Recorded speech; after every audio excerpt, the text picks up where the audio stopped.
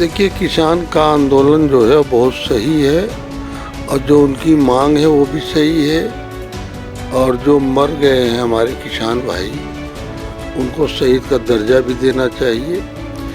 लेकिन चौकीदार कह कर के उन्होंने साबित कर दिया कि हम केवल पूंजीपतियों के चौकीदार हैं, न कि देश की जनता के चौकीदार हैं। लेकिन चौकीदार कह कर के उन्होंने साबित कर दिया कि हम केवल पूंजीपतियों के चौकीदार हैं, न कि देश की जनता के चौकीदार हैं। मेरा जो अपना मानना है, बीजेपी भी समाज को तोड़ना चाहती है, ओवैसी साहब भी समाज को तोड़ना चाहते हैं। लेकिन ये फासिस्टवादी ताकतें जो संघ के लोग हैं, एक प्रचार कर डाले पूरे देश में कि केवल कब्रिस्तान गिरवाई जा रही है, उसके चलते निश्चित रूप से कुछ नुकसान हुआ। लेकिन ऐसी बात नहीं है। इस वक्त हम आजमगढ़ में मौजूद हैं पूर्व सांसद और समाजवादी के वरिष्ठ नेता रमाकांत यादव जी के पास। हम रमाकांत यादव जी से किसान आंदोलन और आने वाले आगामी विधानसभा के चुनाव को लेकर चर्चा करेंगे। तो हमारे चैनल पे आपका सांसद जी बहुत बहुत स्वागत है। धन्यवाद आपको। सांसद जी, जो किसान आज करीब 60 दिन से ऊपर हो गया प्रदर्शन कर रहे हैं, करीब 121 लोग से ज़्यादा शहीद हो चुके हैं इस आंदोलन में।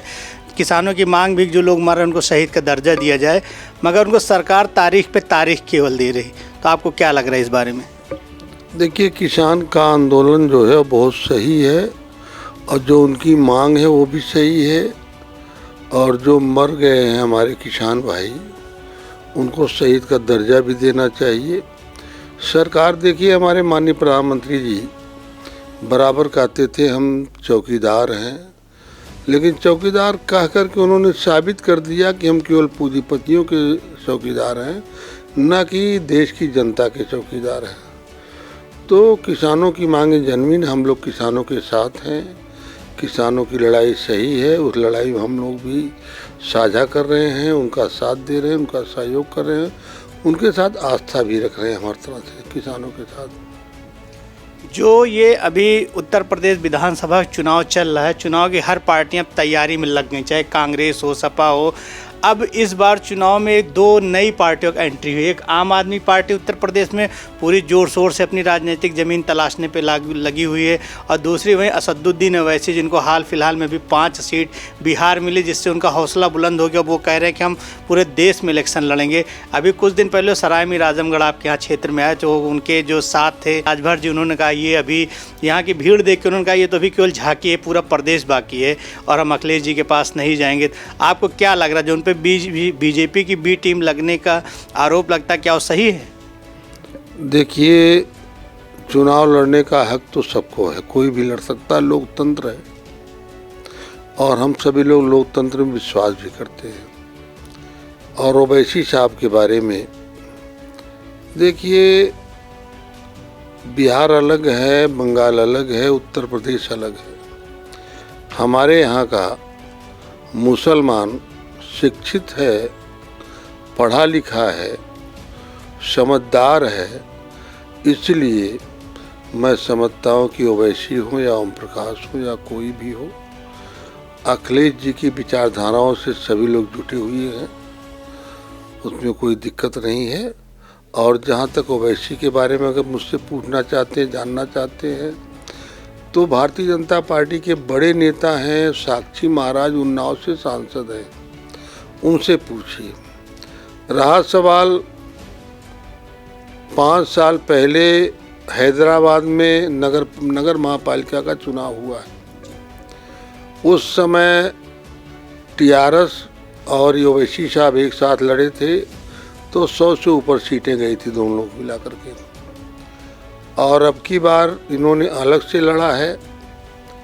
4 सीट से बीजेपी आई है 44 पर, ये आगे 39 पर, 56 पर टीआरएस। संभवतः जो सुनने में मिला है, ओवैसी साहब ने टीआरएस के नेता से कहा कि आप सरकार बनाओ अपनी नगर पालिका की। उन्होंने कहा हम नहीं बनाएंगे, आप भाजपा से मिलकर बनाओ। हो सकता है भाजपा से मिल कर के आंध्रा में, हैदराबाद में, ये हैदराबाद तेलंगाना, हैदराबाद जो राजधानी है, वहाँ उनसे मिलकर सरकार भी बना सकते हैं।